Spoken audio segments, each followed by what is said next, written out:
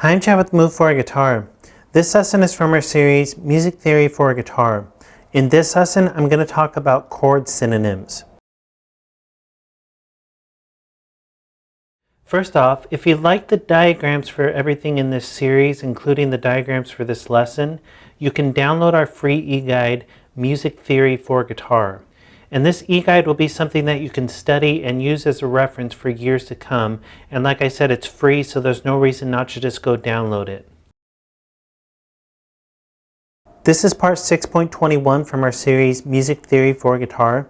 If you'd like to go back and start at the beginning, you can click the link on the screen. So this is the last lesson that I'm going to do in this series. We've covered a lot of ground so far, and I'll have other series that are dedicated to theory, and I'll dive into other subjects. For example, the next one I'm doing is the cage system, so be sure to check that out. And in this lesson, what I wanted to end on was something called chord synonyms, which I think is something important to understand. It's a really big topic. It's something you can study for years, and there's tons of possibilities you can find with this. But I think it's important to at least have the basic understanding of it now so that you can build on it in the future.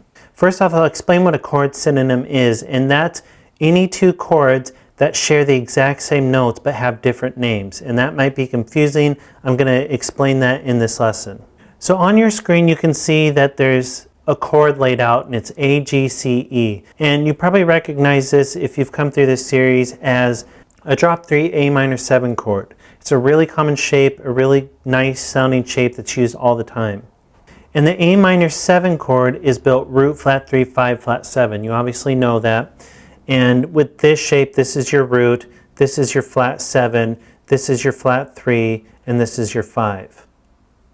But if we were just looking at this and didn't know where our root was, we actually have more options for what we could call this chord. And it really depends on the playing situation. For example, if C was our root, we'd actually have a C major 6 chord, because C major 6 is built root 3, 5, 6, and that ends up being the exact same notes as an A minor 7 chord. So if we're looking at this as C major 6, now C is obviously your root, E is your 3 now, G is your 5, and A is your 6. So even though these are the exact same notes, if we make C our root, the way these notes relate back to the C, they become new intervals, so they become a new chord, and that's a really common chord, a C major 6. So an A minor 7 and a C major 6 share the exact same chords, they just have different names, so they're chord synonyms.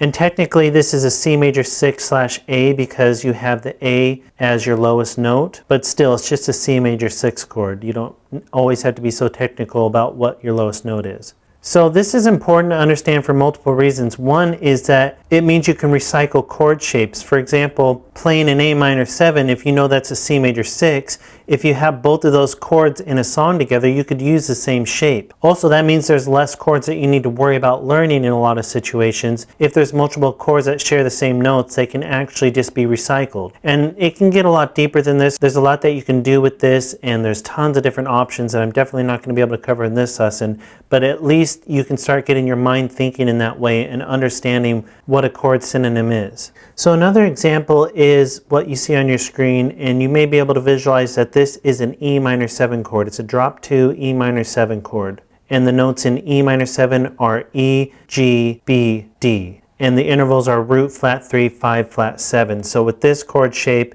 you have your root, your 5, your flat 7, and your flat 3.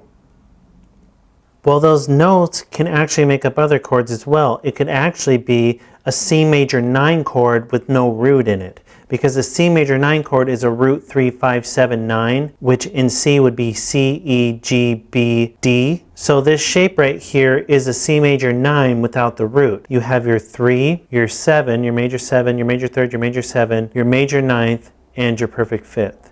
So you just don't have the root in there. Your root would be right here, but if you left it out, you'd have the exact same notes as an E minor 7. And like I said, there's tons of possibilities for this, and the more advanced you get with more advanced types of chords and songs, it just can become pretty limitless. I just wanted you to start understanding it. And there's some more examples that I'll show just to give you an idea. A C major 7 is the exact same thing as an A minor 9 with no root, because a C major 7 is built C, E, G, B.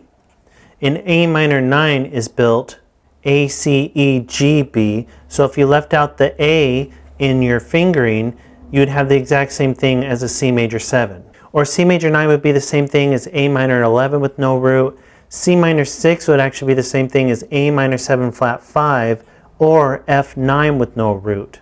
G sharp diminished 7, which I mentioned this in a previous lesson, would be the exact same thing as a G7 flat 9 with no root. Or another thing that we talked about when we talked about diminished chords, a G diminished 7th is the exact same thing as a D flat diminished 7th, an E diminished 7th, and a B flat diminished 7th.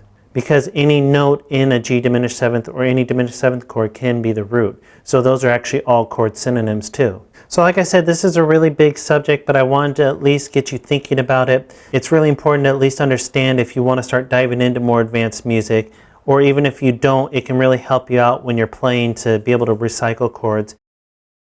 So like I said, this is the last lesson in this series, Music Theory for Guitar.